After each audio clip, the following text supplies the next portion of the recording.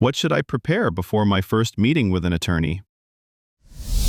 One thing that I think is extremely helpful is the more detailed a timeline with exemplars can be prepared contemporaneously is one of the most helpful things that I can ever receive.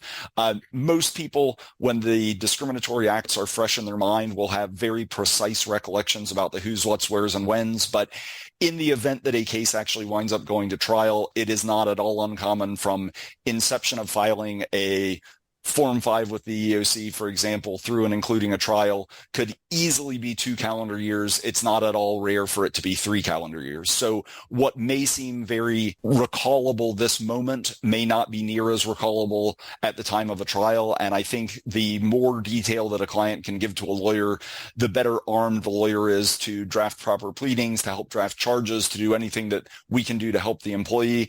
Beyond that, the other thing that is very important to help prepare both for meeting a lawyer as well as litigating a claim, particularly in a circumstance where the employee is no longer employed, is to provide very detailed and complete records of any and every effort made to mitigate losses, meaning to try and find other work or other income that would offset what they're losing from the discriminatory practice, because employers can allege, even if they are found to be guilty of discrimination, they can allege as an affirmative defense that the employee could have and should have mitigated their damages by looking harder or faster for work. So those two things are probably the most important things that my clients can do to help me help them.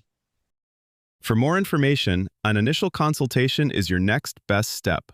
Contact attorney Matthew Romanik at Working for Workers by visiting our website at www.workingforworkers.law.